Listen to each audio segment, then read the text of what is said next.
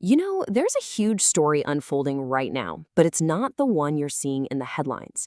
It's a quiet, almost invisible shift in the modern workplace. We're talking about how AI is rewriting the entire job market, and it's happening in a way that most people just aren't seeing. So, this is the question everyone asks, right? Which jobs are going to get taken by AI first? And immediately, your mind probably jumps to robots on an assembly line, self driving trucks. That's the picture we've been sold for years. But what if that's not the real story? What if the real answer is a lot closer to home for a lot of us? Yeah, the ones you're not watching, that's where the real disruption is. It's not happening where all the cameras are pointed. It's happening quietly, behind the scenes, in the very office jobs, the white-collar roles that we all kind of thought were safe from automation. And this gets to the heart of a huge misunderstanding.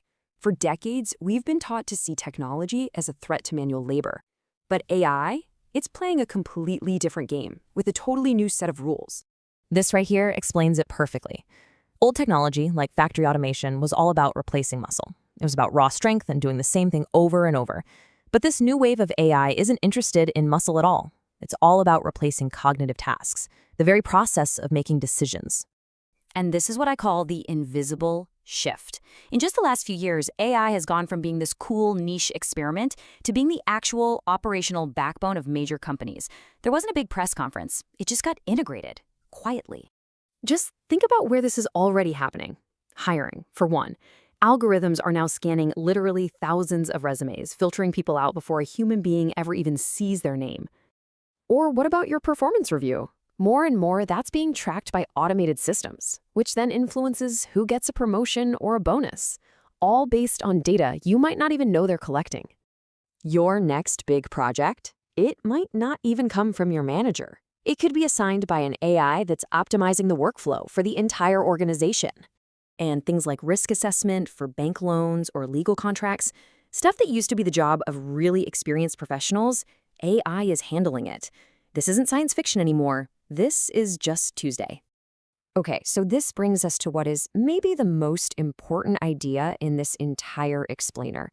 We really need to stop thinking about replacement and start thinking about a new, much more subtle idea: compression. So, what on earth is compression?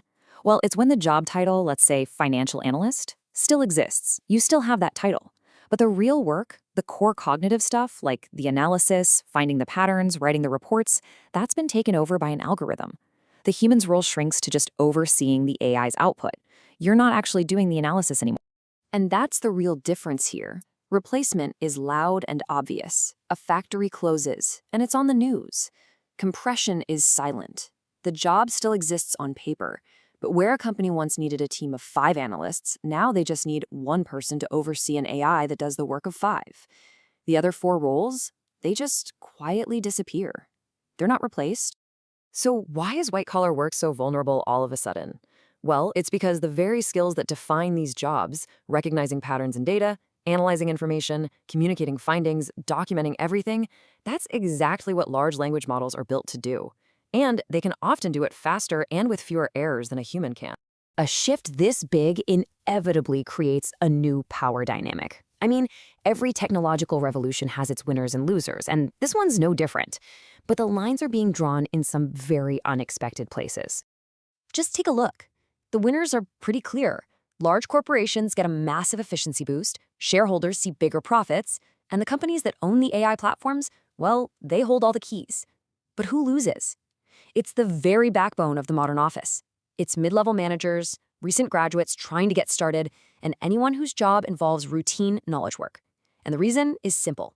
Algorithms scale, people don't.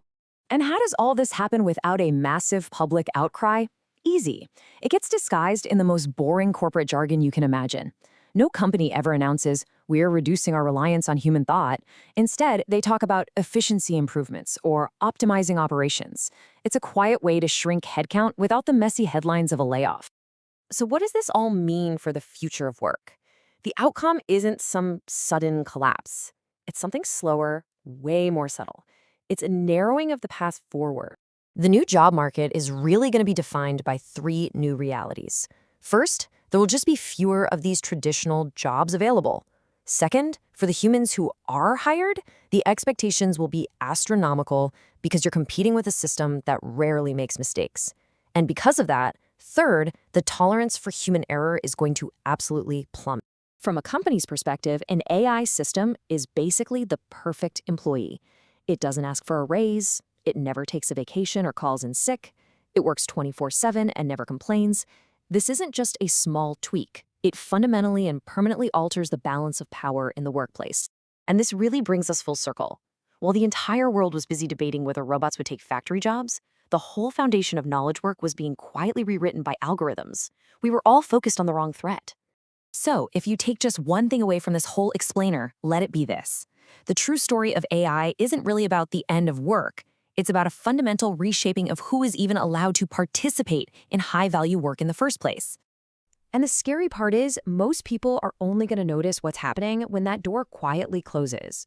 The real question is whether we'll see it coming before it's too late.